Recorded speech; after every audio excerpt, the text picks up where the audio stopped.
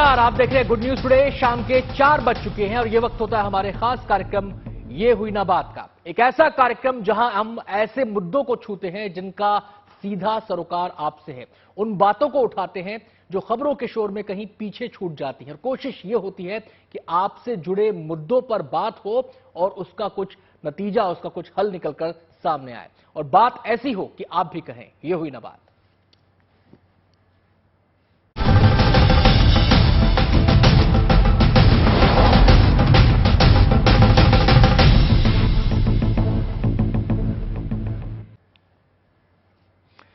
तो चंद रोज बाद पूरी दुनिया एक बड़ी खगोलीय घटना की गवाह बनने जा रही है। और यह खगोलीय घटना क्या है? यह खगोलीय घटना है साल का पहला सूर्य ग्रहण जो 20 अप्रैल को लगने जा रहा है। इस सूर्य ग्रहण से कई विशेषताएं जुड़ी हुई हैं, कई अहम बातें हैं इस सूर्य ग्रहण से जुड़ी हुई। इस बार के सूर्य ग्रहण को हाइब्रिड सूर्य ग्रहण कहा जा रहा है। अब इसे हाइब्रिड क्यों कहा जा रहा है यह भी हम समझेंगे।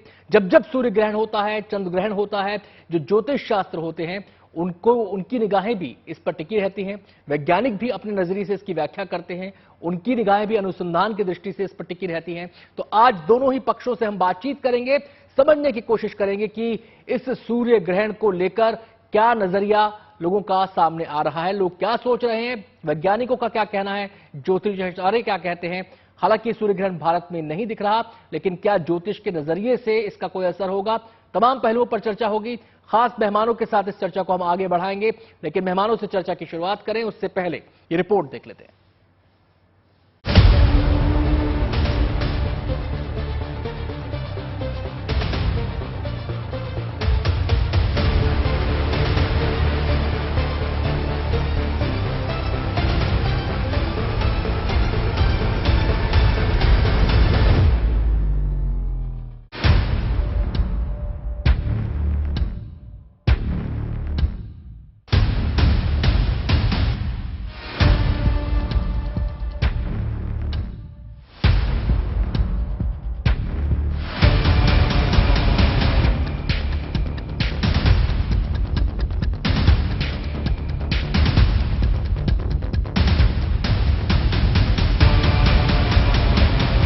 इस महीने की 20 तारीख को एक बड़ी खगोलीय घटना होने जा रही है।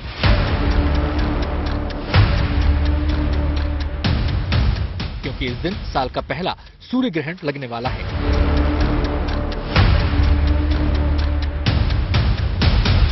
यह हाइब्रिड सूर्य ग्रहण होगा जो 100 साल में एक बार लगता है, इसलिए इस बार का सूर्य ग्रहण बेहद खास होने वाला है।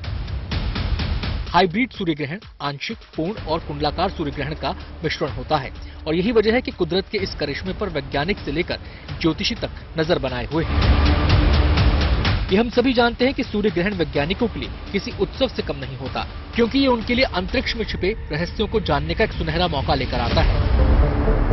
और इसी तरह से ज्योतिष शास्त्र के ज्ञाता भी सूर्य ग्रहण पर बारीक नजर रखते हैं और गणनाओं का हिसाब किताब करते हैं। यानी सूर्य ग्रहण मात्र एक खगोलीय घटना नहीं है, बल्कि इसकी अपनी एक धार्मिक मान्यता भी है। ज्यादातर सूर्य ग्रहण अमावस्या के दिन होते हैं, क्योंकि तब चंद्रमा पृथ्वी के करीब होता है। हालांकि 20 अप्रैल को लगने वाला सूर्य ग्रहण भारत में नहीं दिखाई देगा। ये ग्रहण भारत से नहीं देखा जा सकेगा। जिन कुछ देशों में ग्रहण की उपछाया पड़ेगी, जहां आंशिक रूप से ये ग्रहण देखा जा सकेगा, वे हैं Singapore, Thailand, Malaysia, Philippines, New Zealand आदि। भारतीय समय के अनुसार इस ग्रहण की शुरुआत सुबह 7:04 पर होगी और दोपहर 12:29 पर यह समाप्त होगा। इस दौरान 5 घंटे 24 मिनट सूर्य ग्रहण की अवधि होगी। ये बहुत ही दिलचस्प ग्रहण है, क्योंकि इसका कुछ हिस्सा एनुलर है, कुछ हिस्सा पूर्ण सूर्य ग्रहण है। तो इसको देखने के लिए हजारों लोग जो हैं, जहां जहां जमीन पर चंद्रमा की छाया पड़ेगी वहां जाने के प्लान बना के बैठे हैं और पहुंच रहे हैं। एनुलर इक्लिप्स की अपनी एक आकर्षण है और पूर्ण सूर्य ग्रहण का तो आकर्षण आप जानते ही हैं, वैज्ञानिकों में बहुत उत्साह रहता है। एनुलर इक्लिप्स का अर्थ ये है कि चंद्रमा का जो गोला है वो सूर्य को पूरी तरह से नहीं ढक पाता। और पूर्ण सूर्य ग्रहण तब होता है जब चंद्रमा का गोला किसी स्थान विशेष से देखने पर सूर्य को पूरी तरह से ढक लेता है। जब जब सूर्य ग्रहण और चंद्र ग्रहण की बात होती है तो उनके प्रभाव का जिक्र जरूर होता है। ऐसे में जानना जरूरी है कि जब साल का पहला सूर्य ग्रहण दुनिया के बड़े हिस्से में दिखाई देगा तो दुनिया पर इसका क्या असर होगा। सूर्य राजनीति का या शासन का स्वामी है, शनि लोकतंत्र का स्वामी है। इसलिए बहुत सारी जगहों पर राजनीतिक परिवर्तन हो सकते हैं या सत्ता में परिवर्तन हो सकता है। जो राजनेता लोग हैं, खास तौर से उनके करियर में या उनके जीवन में दिक्कतें आ सकती हैं, इस बात का ध्यान रखना चाहिए। सूर्य ग्रहण भारत में नहीं दिखाई देगा। ऐसे में कई लोगों के मन में सवाल उठ रहे हैं कि इसका प्रभाव भारत पर होगा या नहीं। देखिए, भारतवर्ष में सूर्य भले ही न दिख रहा हो, लेकिन ये बात आप जानिए कि हमारी पृथ्वी पर सूर्य एक ही है। सूर्य कहीं भी प्रभावित होगा तो उसका असर उन तमाम जगहों पर पड़ेगा जहां सूर्य रहता है। तो सूर्य ग्रहण भले ही भारत में न दिख रहा हो, लेकिन चूंकि सूर्य इस ग्रहण में प्रभावित होगा, इसलिए पूरी दुनिया पर और भारत पर भी इसका प्रभाव जरूर पड़ेगा। ये बात जरूर है कि सूर्य ग्रहण चूंकि भारत में दिखेगा नहीं, तो यहां पर नकारात्मक प्रभाव उतने ज्यादा नहीं पड़ेंगे। सदियों से भारत में ग्रहण के वक्त आस्था और भक्ति की परंपरा रही है। इस दिन जप, तप, दान और ध्यान का विशेष महत्व बताया गया है। इस दिन बड़ी संख्या में लोग देश की पवित्र नदियों में डुबकी भी लगाते हैं। भले ही भारत में सूर्य ग्रहण नहीं दिख रहा, पर क्या नियम धर्म उसी तरह किए जा सकते हैं? देखिए, वैसे तो सूर्य ग्रहण भारत में नहीं दिख रहा है, तो आप सामान्य रूप से जैसे जीवन जीना चाहते हैं आप जी सकते हैं। कोई आपके ऊपर दबाव नहीं है कि आप ग्रहण काल में पूजा करें या ग्रहण के समाप्त होने पर स्नान करें। लेकिन अगर आप ग्रहण काल में यानी सुबह 7:04 से दोपहर के 12:29 का ग्रहण का समय है, इस समय में अगर आप मंत्र जप करें, अगर आप ध्यान करें, अगर आप पूजा उपासना करें, तो उसके प्रभाव और उसके परिणाम आपके लिए बहुत बढ़िया होंगे। वैज्ञानिक नजरिए से सूर्य ग्रहण एक खगोलीय घटना है, लेकिन ज्योतिषी इसे अलग दृष्टि से देखते हैं। Bureau report, good news today.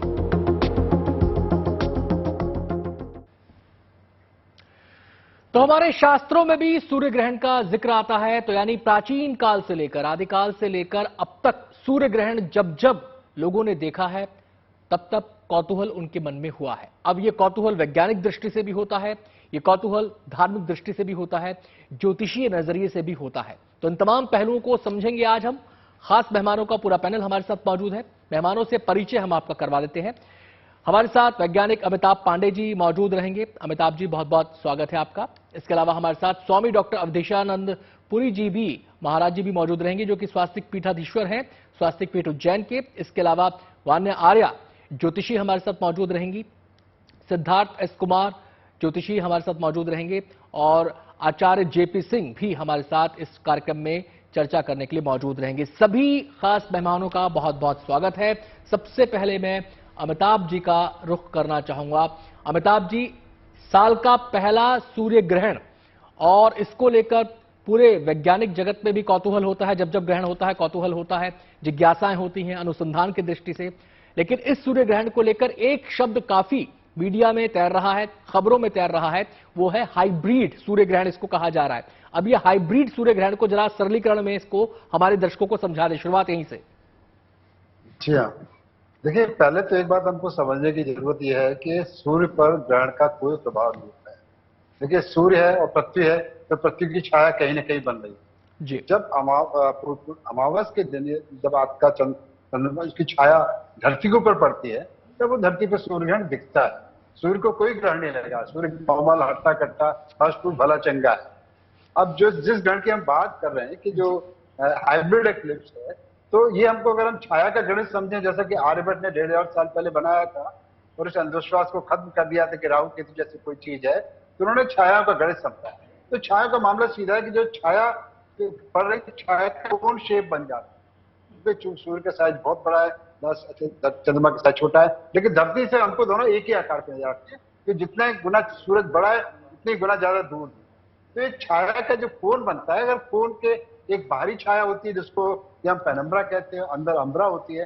Umbra में क्या होता है कि गहरी छाया होती है। तो जहां पर एक गहरी छाया का वृत्त धरती पे पड़ रहा होगा, एक सर्कल है डार्क शेडो का, एक लाइटर शेडो का। तो लाइटर शेडो जहां पर सूरज का कुछ हिस्सा दिखेगा, जिसको हम आंशिक सूर्य ग्रहण कहते हैं।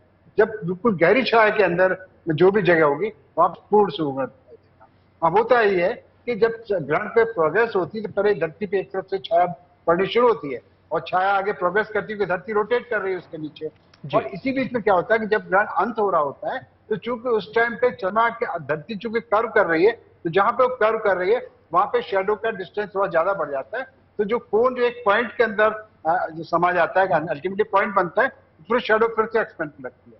तो फिर क्या होता है कि जब वो दूसरे कोण के दूसरी तरफ की छाया पड़ेगी तो फिर उसको हमको एनुलर एक्लिप्स दिखाई देगा। होता ही है कि जब पूर्ण सूर्य ग्रहण के टाइम पर चंद्रमा धरती आकार बिल्कुल ठीक बराबर का हमको दिख रहा है तो पूर्ण सूर्य ग्रहण है। कभी चंद्रमा की धरती दूरी ज्यादा होती है तो एनुलर ग्रहण बनता है। तो हाइब्रिड में कहीं पर आपको टोटल सोलर दिखाई देगा, कहीं पे वलयाकार कंकण सूर्य ग्रहण भी कहते हैं, एनुलर एक्लिप्स कहते हैं, वो दिखाई देगा। ये हाइब्रिड एक्लिप्स है। चलिए, मतलब आप ये कह रहे हैं कि तीनों रूप हमें नजर आएंगे एक ही दिन में, कहीं आंशिक, कहीं पूर्ण और कहीं रिंग ऑफ फायर की तरह हमें ये सूर्य ग्रहण दिखाई देगा। चलिए आपके पास लौटते हैं अमिताभ जी। अब मैं यहां पे सीधे रुक करना चाहूंगा जेपी सिंह जी का, हमारे साथ स्टूडियो में मौजूद हैं। अमिताभ जी ने जिस बात से शुरुआत की कि जो अंधविश्वास इससे जुड़ा हुआ था राहु केतु को लेकर, छायाओं को लेकर, वो अंधविश्वास आज से कई साल पहले आर्यभट्ट ने उसको खत्म कर दिया था।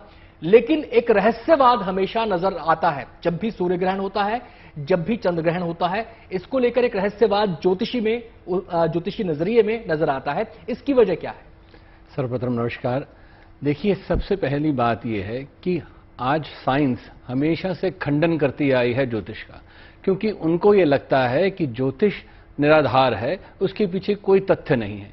जबकि हजारों वर्ष से हम गणना करते हैं सूर्य ग्रहण की, चंद्र ग्रहण की, और वह हजारों वर्ष पहले बता दिया जाता है। हमारे पंचांग 100 साल, 1000 साल के पंचांग हमारे सामने रखे हैं। तो इसका क्या मतलब है कि पंचांग दृष्टि से हम जानते हैं कि ग्रहण कब होने वाला है। जब हम ये जानते हैं तो इसका मतलब इसका कोई बेस है, ये विज्ञान है। ज्योतिष को आप विज्ञान की दृष्टि से नहीं देखकर सिर्फ अंधविश्वास की दृष्टि से देखते हैं तो ये मतभेद बने रहेंगे। जब हम दोनों एक हो जाएंगे, ये बात को समझ लेंगे कि ये अंधविश्वास नहीं है, ये ज्ञान है, ये विद्या है, और ये शास्त्रों के आधार पर है, हमारे ऋषि मुनियों की रिसर्च के ऊपर है, और ऐसे नहीं खगोलीय गणना कर ली गई है। इसके पीछे कोई ना कोई तथ्य हैं।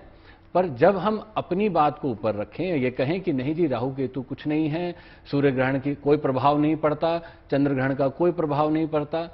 अब मुझे एक छोटा सा उदाहरण यहां चाहिए। सूर्य ग्रहण तो साल में एक बार होगा, ठीक है, मानते हैं 2 बार हो जाएगा, 3 बार हो जाएगा, पर पूर्णिमा तो हर महीने आनी है। और जब पूर्णिमा होती है तो हमारे मन मस्तिष्क पर प्रभाव पड़ता है, समुद्र में ज्वार भाटे आते हैं। क्यों आते हैं? और हम ये कहते हैं कि चंद्रमा मन का कारक है और वहां प्रभावित होता है। तो सूर्य आत्मा का कारक है। जब उस पर कोई प्रभाव आ रहा है, यहां वहां हमारी पृथ्वी से उसको देखने में दिक्कत आ रही है, तो निश्चित तौर पर उसका प्रभाव मन मस्तिष्क पर पड़ेगा। चलिए, मैं अमिताभ जी का यहां पे छोटी सी प्रतिक्रिया लेना चाहूंगा। अमिताभ जी, आप यहां पर जो जेपी सिंह ने अपनी बातचीत की शुरुआत की है कि हमारी गणनाओं को, हमारे जो असेसमेंट हैं, हमारे जो डेटा हैं अपने पंचांगों के आधार पर, और जो हमारा अपना असेसमेंट है, उसको आप केवल अंधविश्वास कहकर खारिज नहीं कर सकते। देखिए, आर्यभट्ट ने सबसे पहले ग्रहणों की सटीक गणना करना बताया है। उसके पहले की गणना इतनी एक्यूरेट नहीं थी। इस बात को उनके बाद के सारे जितने भी एस्ट्रोलॉजर थे इस बात को मानते थे, लेकिन आर्यभट्ट की निंदा भी करते थे। एक तो वे कहते हैं कि धरती अपनी गेंद जैसी गोल है, ध्रुव पर घूम रही है। वराहमिहिर ने, भास्कराचार्य ने, ब्रह्मगुप्त ने, सबने आर्यभट्ट की घनघोर निंदा की इन बात, और ये कहने के लिए कि ग्रहण होते हैं छायाओं के कारण होते हैं, राहु केतु के कारण नहीं। एक बात तो ये। दूसरी बात, जहां तक प्रभाव की बात की जाती है तो धरती के ऊपर चंद्रमा के गुरुत्वाकर्षण का प्रभाव कितना होता है बहुत एक्यूरेटली आप नाप सकते, जिसके कारण से ज्वार भाटे आते हैं। और ज्वार भाटा समंदर में तो आता है, लेकिन झील, नदी या कुएं में ज्वार भाटा नहीं आता है। तो मनुष्य के शरीर के ऊपर चंद्रमा का या उसके ग्रेविटी का, इस तरह का कोई इन्फ्लुएंस नहीं होता है। और ये भी सारे साइकोलॉजिकल हॉस्पिटल में वर्ल्ड वाइड डाटा को खंगाल के देखा गया है, स्पेसिफिक रिसर्च की गई है कि पूर्णिमा के दिन कोई ऐसा मनुष्य के मस्तिष्क पर खास प्रभाव पड़ता है, लोग ज्यादा पागल होते हैं या ज्यादा बराते हैं। इसका जेपी सिंह जी, छोटी सी प्रतिक्रिया आपकी, उसके बाद फिर मैं बाकी केस का रुख करूंगा। सब मेरा छोटा सा सवाल है कि आप लूनर असाइलम क्यों कहते हैं पागल खाने को? हम यहां तक कि अपने भाषा पद्धति में और बचपन से सुनते आए हैं कि चांद मारा क्यों कहते हैं? कि चंद्रमा से प्रभावित व्यक्ति। क्यों? क्योंकि चंद्रमा मन मस्तिष्क पर प्रभाव डालता है। उसी तरह सूर्य प्रभाव डालता है। सूर्य हमारे मन मस्तिष्क पर, हमारी आत्मा पर पूर्ण प्रभाव डालता है। ये शास्त्रों में भी लिखित है।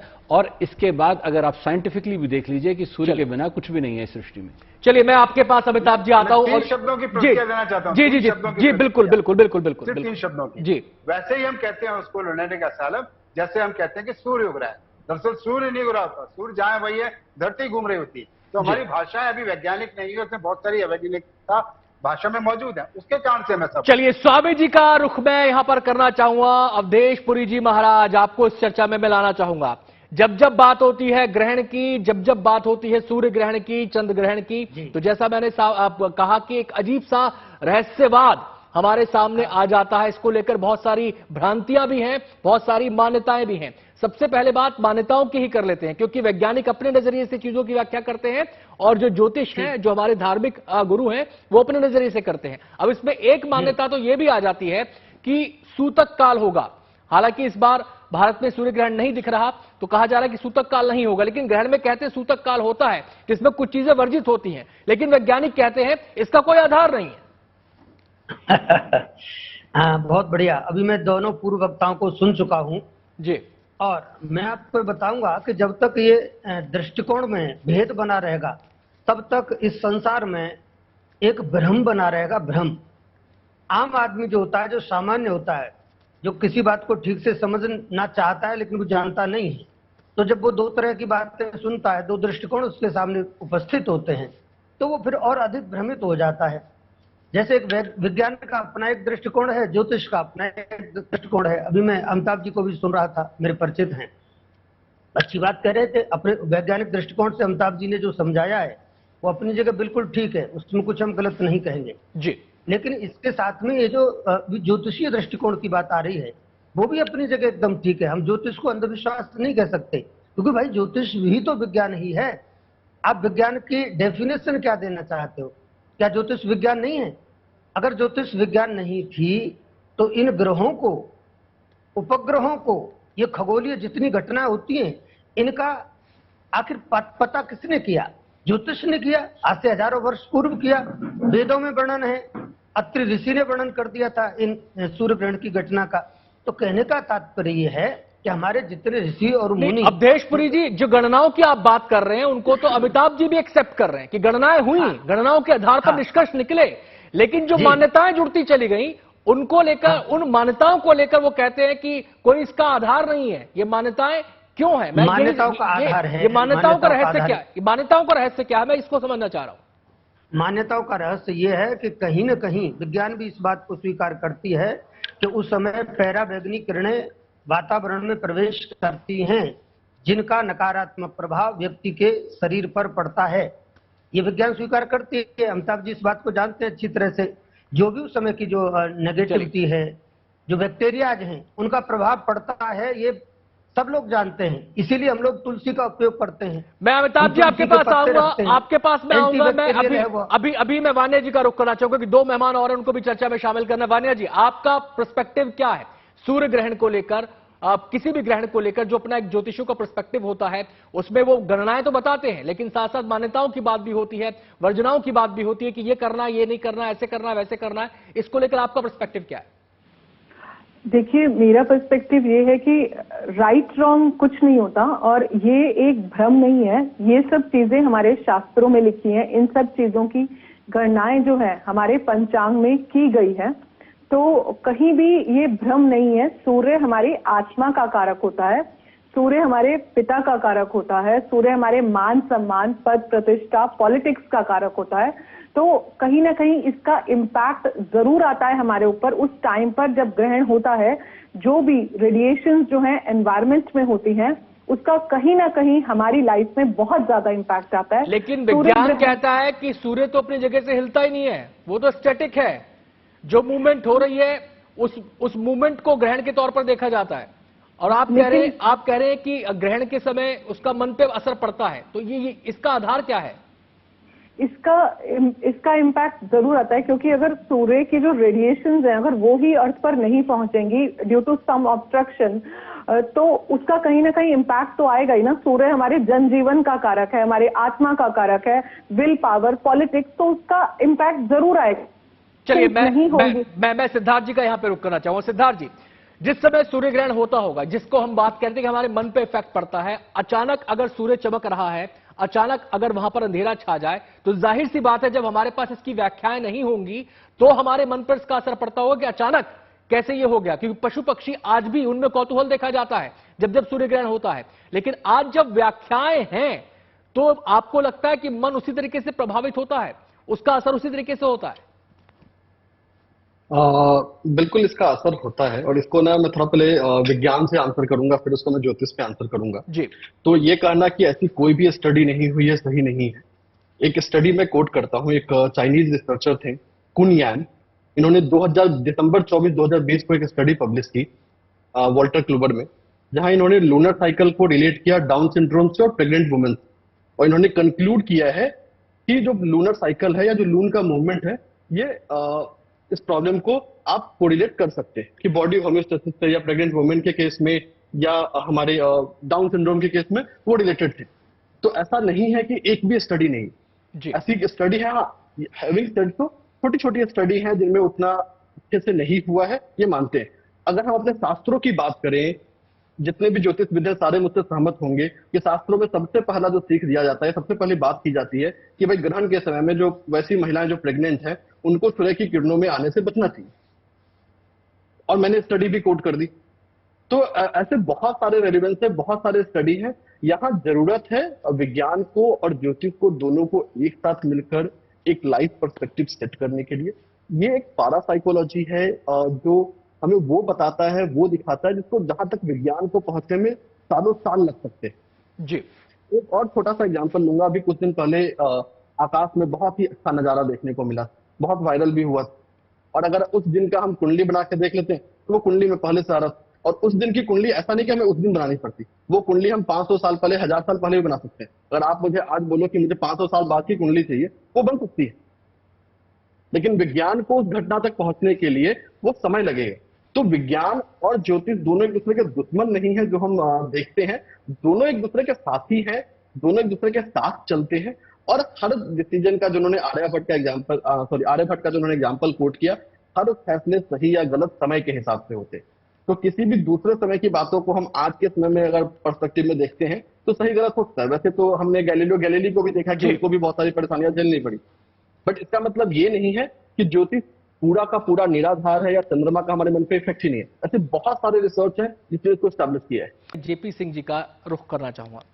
जेपी सिंह जी, गणनाओं की बात जब आती है तो गणनाओं के तो नतीजे एक ही होने चाहिए। अगर ज्योतिष एक तरीके से सोच रहा है, तमाम ज्योतिष शास्त्री एक तरीके से सोच रहे हैं, तो एक ही नतीजे होने चाहिए।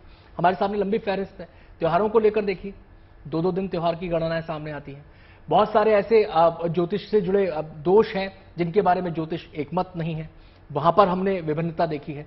तो ये मतलब ये त्रुटि कहां पर है? तो ऐसे में फिर जब आपसे कहा जाता है कि एक्सप्लेन कीजिए, फैक्ट्स दीजिए, तो गलत क्या है इसमें? देखिए, सबसे पहली बात, जहां आप दोष की बात करते हैं तो सबसे पहली बात है कि दोष है क्या। उदाहरणार्थ अगर आप मान लीजिए कि आप कहते हैं मांगलिक, अब मंगल का प्रभाव कैसे पड़ता है, को पत्रिका के किस भाव में मंगल बैठेगा तो मांगलिक बनेगा और उसका कहां प्रभाव पड़ेगा। पर हमने एक भ्रांति यहां समझने की बात है कि फैला दी कि मांगलिक सिर्फ वैवाहिक जीवन पर प्रभाव डालता है, जबकि ऐसा नहीं है। वो आपके स्वास्थ्य पर, माता पर, हर जगह अलग अलग प्रभाव देता है। अब दूसरी बात आती है कि हम कहते हैं सूर्य की उपासना करनी चाहिए, मान सम्मान बढ़ता है, सूर्य को जल देना चाहिए। अब यहाँ खंडन मंडन क्या किया जाता है, सूर्य तक ना जल पहुंचने वाला है, ना अब तक के पितरों तक जल पहुंचने वाला है, किस लिए आप सूर्य को जल दे रहे हैं। अब बात यह है कि तांबे के लोटे से हम सूर्य को जल देते हैं और जलधारा के अंदर से सूर्य को देखते हैं, यानी अल्ट्रावायलेट रेस को हम वहां फिल्टर कर रहे हैं, ना कि सूर्य को जल दे रहे हैं, और उससे पॉजिटिव वाइब्स अपने माथे पर ले रहे हैं, जिससे हमारी जो एनर्जी यहाँ पे एनर्जाइज हो रही है और हमारा जो है मन मस्तिष्क वहां बली हो रहा है। तो इसको समझाने की प्रक्रिया जो है उसमें जो थोड़ा सा भेद है, वहां साइंस आकर कहती है कि आप यहां पर ये गलत कर रहे हैं या ये भ्रांति फैला रहे हैं। चलिए, ऐसा नहीं। अमिताभ जी का रुख कर लेते हैं। अमिताभ जी, जो जेपी सिंह जी बात कह रहे हैं वो कह रहे हैं कि मसला केवल इंटरप्रिटेशन का है, मसला केवल सत्य और तथ्य के बीच अटका हुआ है, वरना ना गलत आप है ना गलत ये है। देखिए, विज्ञान में तो ऐसे मत मतांतर चलते नहीं। जी जो बात तथ्यों से साबित हो गई उसको सभी संत मान लेते हैं। विज्ञान में होता है ना कि सारे संत जो स्थापित हो गया है, जो प्रमाणित हो गया, उसको मान लेते हैं। अब जैसे कि कई बार बात की जा रही है कि जैसे पराबैंगनी किरणें आ रही हैं, सबसे पराबैंगनी किरणें तो हर समय आ रही हैं, बल्कि ग्रहण के समय कम हो जाती है कि चंद्रमा ने सूरज को ढक लिया है। तो इस तरह की अजीबोगरीब बातों का विज्ञान के अधकचरी ज्ञान का इस्तेमाल करते हुए अपने अंधविश्वासों को पुख्ता करने से तो हमारा हाल बहुत बुरा होने वाला है। इस अंधविश्वास के अंधकार में अगर हम डूबे रहे और अंधकार और बढ़ता गया तो हमारी दशा सीरिया अफगानिस्तान से बुरी होने वाली। अवधेशानंदपुरी जी, अवधेशानंदपुरी जी जी जी, आप सूरज को बना लिया है, प्रयोगशाला में सूरज को बना लिया है। हम सूरज को देवता मानते हुए उसकी उपासना करते रह गए, उन्होंने प्रयोगशाला में सूरज को बना लिया है। कल उससे पावर जनरेट करेंगे तो कल हमको भीख का कटोरा लेके उनके आगे जाना पड़ेगा। तो आज नहीं तो कल जल्दी सारे इतने पॉल्यूशन के तरीके, जिन साधनों से पॉल्यूशन होता है एनर्जी प्रोडक्शन के, वो बैन होने वाले। चलिए अवधेशानंदपुरी जी, अमिताभ जी साफ तौर पर ये कह रहे हैं कि अगर कोई मान्यता है तो उसका आधार होना चाहिए, तभी वो स्थापित हो पाएगी। हवा में बात करने से नहीं हो पाएगा कि ये कह देना कि गर्भवती महिला बाहर ना निकले, सूतक काल में खाना वर्जित होगा, पूजा पाठ वर्जित होगा, ये वर्जित होगा, वो वर्जित होगा। इसका कोई आधार, इसकी कोई व्याख्या नहीं। ये बिल्कुल सत्य बात है कि आधार होना चाहिए। और विज्ञान, देखो, विज्ञान और धर्म में जो मान्यताएं हैं कुछ धर्म के आधार पर होती हैं, ज्योतिष के आधार पर होती हैं। हालांकि ज्योतिष भी एक विज्ञान है और धर्म भी एक विज्ञान है, लेकिन हम केवल विज्ञान को ही विज्ञान माने, ये बात अपने आप में बिल्कुल गलत है। अभी अमिताभ जी ने जो कहा उस बात को मैं अच्छी तरह से समझ सकता हूँ। विज्ञान अपनी जगह है, वो बनी रहे, लेकिन हमको ये जरूर जानना पड़ेगा कि आखिर ऐसा क्या था कि आज से 5500 वर्ष पहले हमारे ऋषि मुनियों ने इस विज्ञान के विकास पर रोक लगाई थी, बैन लगाया था। जैसे उनको चला के परीक्षित जी पर ब्रह्मास्त्र का प्रयोग किया गया, तो हमारे ऋषियों ने कहा कि जब किसी बच्चे को उस ज्ञान के माध्यम से अगर मां के गर्भ के अंदर मारा जा सकता हो तो ऐसा ज्ञान तो मानवता के लिए खतरनाक है। तो उन्होंने फिर जो आखिरी युद्ध हुआ, वैज्ञानिक युद्ध, वो महाभारत का युद्ध था। उसके बाद विज्ञान पर, हमारे यहाँ विज्ञान के ये जो प्रयोग थे उन पर ब्रेक लगा दिया गया था हमारे ऋषि मुनियों के द्वारा। आज से 200 वर्ष पहले फिर नालंदा विश्वविद्यालय से जो हमारे कुछ ग्रंथ, जी, वेद, उपनिषद आदि, उनमें जो हमारे विज्ञान की चर्चा की, जो हजारों लाखों वर्ष पहले हमारे ऋषि मुनियों ने, देखो शब्दों का अंतर है। हम उनको ऋषि बोलते थे, आज आप उनको वैज्ञानिक बोलते हैं। इस देश में कृषि और ऋषि का प्रभाव शुरू चलिए मैं बान्या जी का तरीके अलग-अलग हो सकते हैं। जी, मैं बान्या जी का यहाँ पे रुख करना चाहूंगा। बान्या जी, जो बात लगातार अमिताभ जी जिस पे एम्फेसाइज कर रही हैं वो ये कह रहे हैं कि हमें इन मान्यताओं के बंधन से, या फिर जो एक रहस्य का बंधन है, इससे बाहर आकर उन्मुक्त दिमाग से सोचना होगा और चीजों को तथ्यों के आधार पर स्वीकार करना होगा। लेकिन जैसे ही सूर्य ग्रहण आता है तो सूर्य ग्रहण को लेकर तमाम तरह के इफ्स एंड बट्स हमारे ज्योतिष शास्त्र में कहे जाते हैं, हमारी मान्यताओं में कहे जाते हैं। तो वो ये कह रहे हैं कि आखिर इसका आधार क्या है, आखिर इसकी व्याख्या क्या है। क्या हम व्याख्या ठीक से नहीं कर पा रहे हैं, क्या हम अपनी बात को कह ठीक से नहीं पा रहे हैं, या फिर केवल जो बातें संकेतों के माध्यम से समझाई गई थी उनको इस रूप में व्याख्या कर रहे हैं? देखिए, नेगेटिव कॉस्मिक सोलर इवेंट ये जरूर है, लेकिन पर्सपेक्टिव का डिफरेंस है। ऐसा नहीं है कि जो भी ये चीजें लिखी हैं इनके कोई आधार नहीं है, इनके कोई बेस नहीं है, इनकी कोई स्टडीज नहीं है। देखिए, अगर ऐसा होता तो हमारे शास्त्रों में या हमारे ऋषि मुनि से ना लिखते। कुछ ना कुछ तो बेसिस, कुछ ना कुछ तो एक्सपेरिमेंटेशन उन्होंने भी करा होगा ना। अगर वो चीज उन शास्त्रों के अंदर आई है तो definitely they must have some researches, that is the reason they are there. तो हम इसको सुपरस्टिशन बिल्कुल भी नहीं कह सकते, बट रादर जॉइंटली ज्योतिष एंड विज्ञान साथ में बैठ के एक कंक्लूजन निकाल सकते हैं, ताकि ये जो कंफ्यूजन है, जो डिलेमा लोगों के अंदर फैलता है कि ये भ्रम है, हम फॉलो करें ना करें, वो रादर देन एक सिंगल स्टेट ऑफ स्टडीज होना चाहिए और फर्दर रिसर्चेस इस पर फर्दर होनी चाहिए। सिद्धार्थ जी, ये बात एक बड़े तर्क के रूप में कही जाती है कि कुछ ना कुछ आधार रहा होगा, या तो उस आधार को हम समझ नहीं पा रहे हैं, अगर समझ पा रहे हैं तो उसकी व्याख्या ठीक से नहीं कर पा रहे हैं, उसको परिभाषित ठीक से नहीं कर पा रहे हैं। चूक यहां पर हो रही है क्या?